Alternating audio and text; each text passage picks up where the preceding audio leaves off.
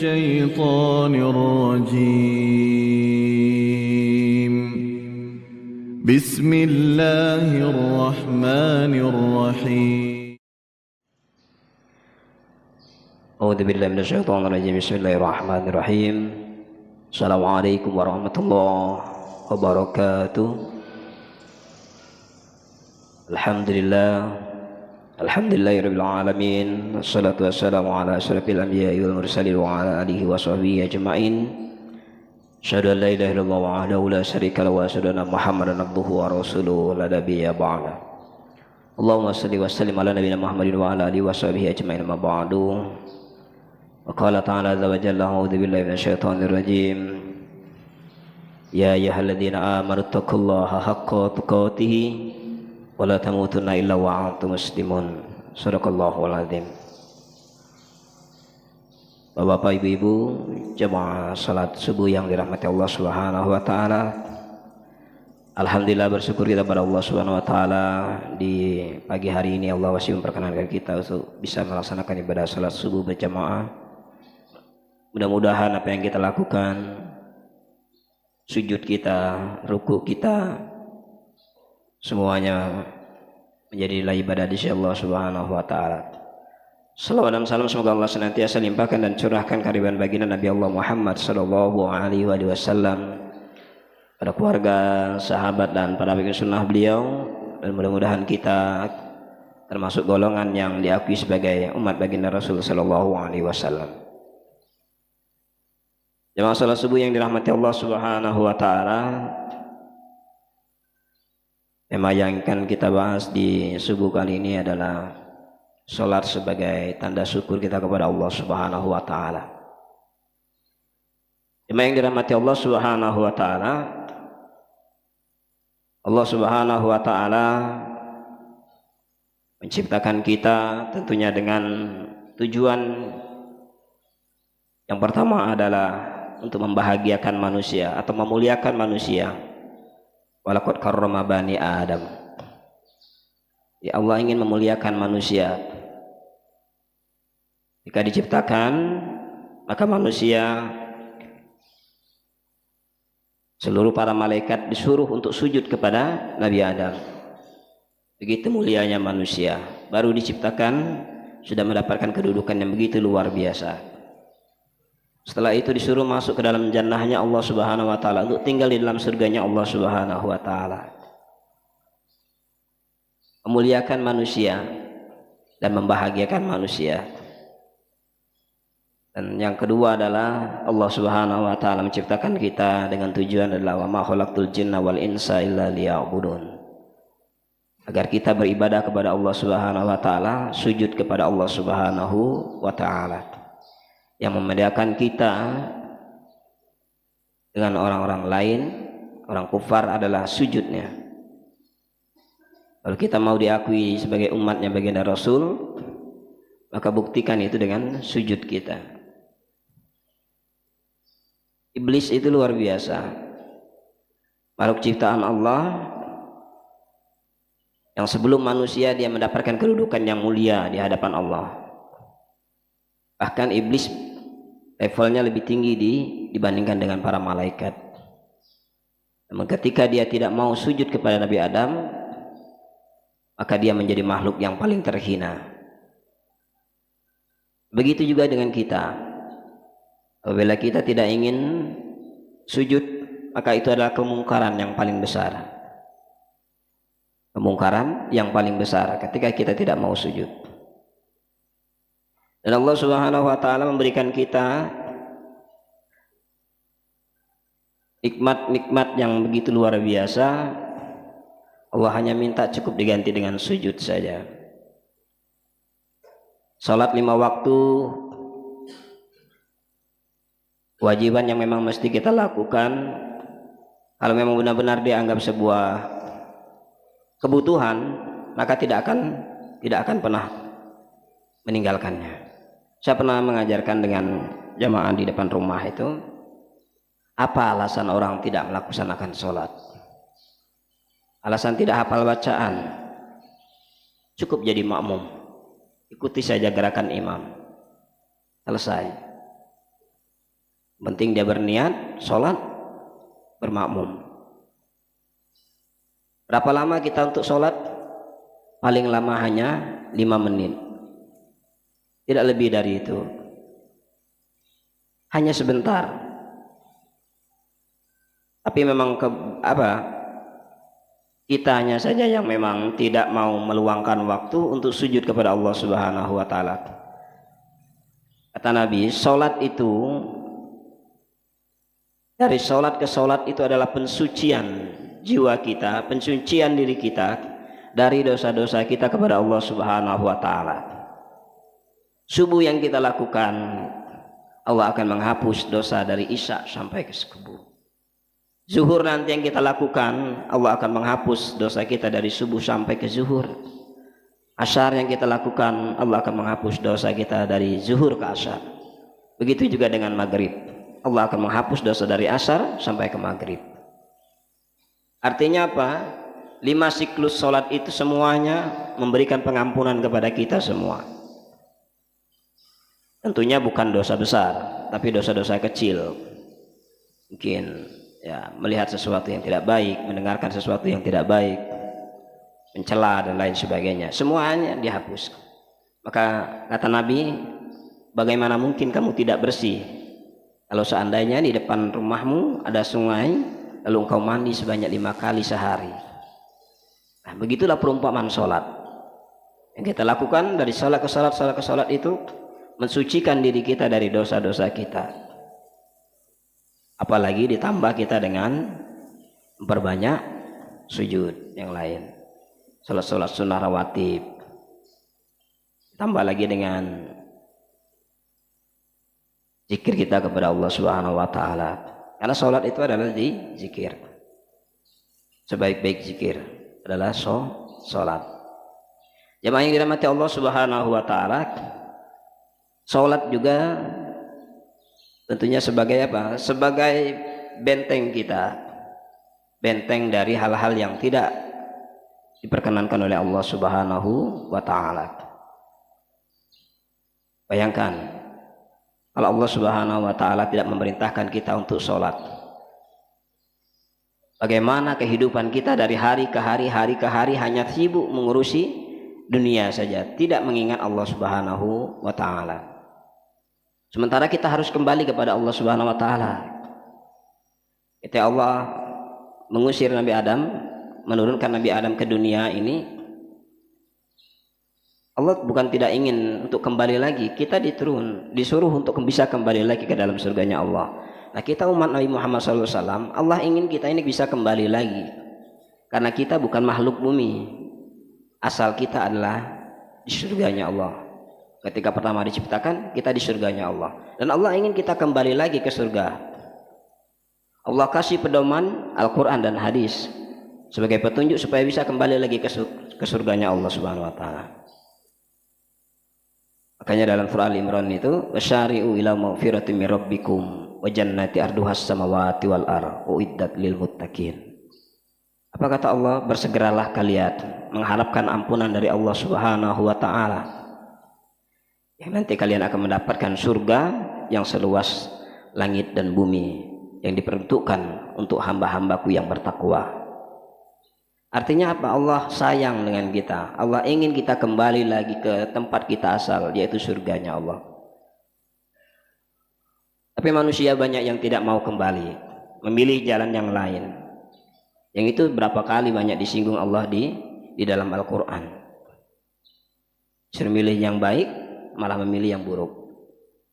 Nah, jemaah yang dirahmati Allah Subhanahu wa taala, terkait dengan sholat ini memang berat ketika kita tidak biasa melakukan. Contoh subuh ini saja, asyiknya kita tidur, suasana dingin, sejuk. Kalau di sini mungkin tidak terlalu sejuk. Bayangkan kalau kita tinggal di Sindang Kelingi atau di Semende. Saya pernah tinggal di Semende 1 minggu, Masya Allah, airnya itu sama seperti air kulkas. Jadi wudhu itu kencang semua muka. Kalau bukan karena iman, tidak akan mungkin bangkit lalu berwudhu untuk sholat pada suasana yang dinginnya luar biasa. Tapi karena memang sudah kebiasaan kita, maka itu bukan sebuah beban, tapi sebuah kebutuhan kita. Nah, orang yang baik itu adalah menjadikan sholat itu sebuah kebutuhan. Dia tidak akan tenang ketika belum melakukan sholat. Lupa sholat isya misalkan, tertidur. Dia tidak akan bisa tidur sebelum melaksanakan sholat isya. Nah, itu luar biasa. Subuh, saking capeknya malam, tertidur. Tahu-tahu siang. Apakah kita tidak melaksanakan subuh? Tetap harus melaksanakan subuh. Inna a'tainakal kautsar fashalli li rabbika wanhar inna syani'aka huwal abtar. Dari salat itu adalah wujud syukur kita kepada Allah Subhanahu wa taala. Kalau sudah berani bersolat, melaksanakan solat, maka barulah kita diperintahkan untuk berkurban. Sujud dulu, mengakui dulu Allah Subhanahu wa taala sebagai Rabbun Allah, sebagai Tuhan kita semua. Nah, jemaah yang dirahmati Allah Subhanahu wa taala, makanya kata Nabi sallallahu alaihi wasallam, suruhlah anakmu untuk melaksanakan sholat sedari kecil. Kadang-kadang kita sayang, wah dia masih tidur pulas, oh dibangunin kasihan. Oh, tidak ada istilah kasihan. Coba bayangkan kalau mau membanguni anak untuk sholat itu, bayangkan, anggap saja dia sudah berada di tepi jurang neraka, maka kewajiban kita untuk menyelamatkannya. Seberapa besar derita dia harus bangun dibandingkan ketika dia nanti akan masuk ke dalam nerakanya Allah Subhanahu wa taala. Maka kalau itu ada dalam pikiran kita, tidak ada istilah kasihan ketika membangunkan anak untuk melaksanakan sholat. Masalahnya kebanyakan masih khawatir, biarlah dia masih tidur, nanti saja. Nah, ini bahaya. Kebiasaan-kebiasaan seperti itu membuat akhirnya anak kita itu merasa terbiasa tidak ditegur untuk sholat. Maka harus tega untuk membangunkan dia. Ya, walaupun mungkin sambil menjam dia berjalan, nggak apa-apa, tarik, bawa ke masjid. Sama sebentar lagi kita akan melaksanakan puasa. Kalau kita merasa kasihan, wah, bahaya. Satu pernah dibilang, oh kamu kejam nih, anak badannya kecil, lesu katanya. Ya nggak apa-apa. Alhamdulillah tidak terjadi apa-apa. Dan sekarang udah terbiasa puasa. Bahkan nanya kapan puasa, kapan puasa. Kenapa? Dia sudah merasakan nikmatnya orang berpuasa. Apa yang dikatakan Nabi? Kenikmatan orang berpuasa itu ada dua. Pertama adalah ketika berbuka, yang kedua adalah nanti ketika menghadap Allah, bertemu dengan Allah Subhanahu wa taala. Nah, penting buat kita untuk melakukan hal tersebut, baik sholat maupun puasa. Sedari dini kita harus mengajarkan kepada anak-anak kita. Jemaah yang dirahmati Allah Subhanahu wa taala, terkait sholat, banyak di antara kita ini kadang-kadang sholat hanya ikut saja, lalu tidak pernah mendalami. Saya tuh pernah melihat orang sholat, kayaknya bagus bro, mantap, gerakannya bagus. Ketika ditanya apa doa rukuknya, apa duduk di antara dua sujudnya, tidak paham. Kenapa? Memang jarang sekarang itu banyak TPA tidak lagi mengajarkan cara sholat, hanya ngaji saja tapi sholatnya tidak diajarkan. Nah, penting buat kita untuk mengajarkan sholat yang benar, dan perlu kita koreksi. Sekali-sekali kita panggil anak kita, coba nak, apa bacaan tahiyatnya, coba bacaan duduk di antara sujudnya. Untuk apa? Mengecek apakah memang sudah benar atau salah. Apa? Karena tanggung jawab kita itu, kalau salah bahaya. Nah, jemaah yang dirahmati Allah Subhanahu wa taala, melaksanakan sholat kalau kita memang sudah nikmat, maka tidak akan merasa menjadi beban dan akan begitu luar biasanya. Nah, sholat subuh misalkan yang kita lakukan ini, Apa kata di antara beberapa kitab mengatakan subuh itu adalah syukur. Syukur kita karena apa? Terbebas dari kegelapan. Syukur kita karena atas nikmat cahaya di siang hari. Jadi subuh yang kita lakukan ini itu adalah syukur kita apa? Karena kita terbebas dari kegelapan. Karena Allah masih bangkitkan kita dalam keadaan hidup. Karena tidur itu adalah mati. Bismika Allahumma ahya wa bismika wa amut. Jadi tidur itu adalah kematian. Maka subuh yang kita lakukan ini adalah bersyukur karena Allah masih memberikan kesempatan kita untuk hidup. Untuk bisa bangun kembali, bisa melihat matahari nantinya. Tuh. Lalu salat zuhur yang 4 rakaat itu 4 rakaat memiliki apa? Berkaitan dengan manifestasi rasa syukur kita. Syukurnya Ibrahim alaihissalam. Kenapa? Karena yang telah memberikan tebusan Ismail, hilangnya duka cita Ismail, munculnya domba tebusan setelah diterimanya kurban yang dipersembahkan. Itu salat zuhur. Jadi syukur juga kepada Allah Subhanahu wa taala. Salat asar 4 rakaat yang kita lakukan itu apa? Masing-masing memiliki keterkaitan dengan apa? Manifestasi syukurnya Nabi Yunus, yaitu apa? Kenapa? Terbebas dari kesalahan yang diperbuatnya, kebebasan dari kegelapan, kebebasan dari samudra, dan kebebasan dari gelapnya malam. Karena beliau dibuang ke tengah lautan. Kenapa? Karena meninggalkan umatnya. Maka apa doanya Nabi Yunus itu? Rabbi ja'alni Rabbana dhalamna anfusana wa illam taghfir lana wa tarhamna lanakunanna minal khasirin. Lalu salat maghrib. Salat maghrib yang kita lakukan 3 rakaat. Masing-masing apa? Memiliki rasa syukur kita. Syukurnya Nabi Isa atas 3 hal, yaitu kesuksesannya menegaskan ketuhanan dirinya. Jadi yang menyanggal orang-orang yang menganggap Nabi Isa sebagai Tuhan. Kemudian kesuksesan menyangkal tuduhan bahwa ibunya melakukan zina, dan kesuksesan menyerukan bahwa Allah Tuhan yang Maha Esa. Itu makna dari salat maghrib yang kita lakukan. Nah, salat Isya yang 4 rakaat masing-masing dikaitkan dengan manifestasi rasa syukur Nabi Musa atas 4 hal. Apa? Menghilangkan kegelisahannya, kehilangan kegelisahan istrinya, hilangnya kembali. Dan kemudian keraguan Fir'aun atas kemunculan Nabi Isa dan hilangnya keraguan anak turun Fir'aun bahwa Nabi Musa masih hidup dan berdakwah di jalan Allah. Artinya apa? Dari sholat subuh, zuhur, asar, maghrib, isya, semuanya memiliki makna syukur kepada Allah Subhanahu wa taala. Jemaah yang dirahmati Allah Subhanahu wa taala, nah kita yang saat ini menjadi umat baginda Rasul sallallahu alaihi wasallam, alhamdulillah bersyukur kita masih diberikan kesempatan untuk bisa melaksanakan sholat. Apalagi kita di tempat negara yang lebih aman.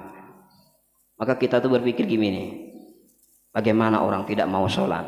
Dikasih tempat yang nyaman, dikasih tempat yang cukup, makanan melimpah, air melimpah. Orang yang hidup dalam kesusahan saja mereka masih mau sholat. Kita dalam kecukupan tidak mau sujud kepada Allah. Sebuah keingkaran yang paling besar adalah ketika kita tidak mau sujud kepada Allah Subhanahu wa taala. Jemaah yang dirahmati Allah Subhanahu wa taala, ini saja mungkin yang bisa saya sampaikan. Mohon maaf, memang kondisi lagi demam. Jadi mudah-mudahan kita semua mampu melaksanakan ibadah sholat ini sebagai syukur kita kepada Allah Subhanahu wa taala. Mudah-mudahan setiap sholat kita menjadi penghapus dosa kita dari waktu ke waktu, dan mudah-mudahan sholat kita diterima Allah Subhanahu wa taala. Dan jangan pernah berpikir sholat ini sebuah beban, tapi jadikanlah sebagai kebutuhan kita, karena sejatinya kita butuh dengan Allah dan kita rindu kepada Allah Subhanahu wa taala. Kalau Nabi Shallallahu alaihi wasallam bisa merasakan nikmatnya Isra wal Mi'raj, Tapi apa kata Nabi? Aku diberikan kenikmatan untuk bisa Isra wal Mi'raj. Kalian pun ada ditinggalkan kebaikan dari Isra wal Mi'raj itu. Kapan itu? Ketika tahiyat. Maka ketika tahiyat itu haruslah hati-hati, jangan sampai mengingat selain hanya Allah. Karena tahiyat itu adalah dialog antara baginda Nabi Shallallahu Alaihi Wasallam dengan Allah Subhanahu Wa Taala. Tahiyatulillah. Assalatu wassalamu ala at-tahiyatulillah. Assalatu wassalam. Jadi lupa aja ya. At-tahiyat itulah dialog antara Nabi dengan Allah Subhanahu wa taala yang itu diabadikan, ditinggalkan untuk umatnya seperti kita ini. Maka ketika tahiyat jangan sekali-sekali mengingat yang lain. Kemudian yang tidak boleh sampai mengingat yang lain adalah ketika sujud. Ketika sujud itu jangan sampai ada ingatan kita terhadap selain hanya Allah. Kenapa? Karena dosanya ketika orang sujud mengingat selain hanya Allah itu kalau diberikan kepada satu kampung, habislah satu kampung itu terbakar semua. Dosanya orang yang sujud tapi tidak mengingat Allah. Jadi ada tempat-tempat yang paling harus kita jaga. Pertama, ketika takbiratul ihram. Kedua, ketika Fatihah. Fatihah itu dialog kita dengan Allah. Dalam hadis qudsi kan itu adalah dialog. Kemudian ruku, sujud, tahiyat. Nah, kalau beberapa tempat ini kita bisa jaga, insya Allah sholat kita diterima Allah Subhanahu Wa Taala. Tapi kalau yang tadi takbiratul ihram sudah jauh tidak mengingat Allah, Fatihah, nah ini apalagi nanti sebentar lagi puasa ya. Kadang-kadang orang baca Fatihah pengen apa? Cepet-cepetan saja. Ada juga yang bertanya, gimana Pak Ustadz? Kalau kita sholat, imamnya cepat sekali baca Fatihah. Saya belum selesai, dia sudah ruku. Gak usah pusing, ruku saja. Tapi Fatihah aku belum selesai. Fatihah kita ditanggung oleh imam. Justru ketika kita menyelesaikan Fatihah, lalu tidak ikut ruku bersama imam, kita tidak dianggap berjamaah.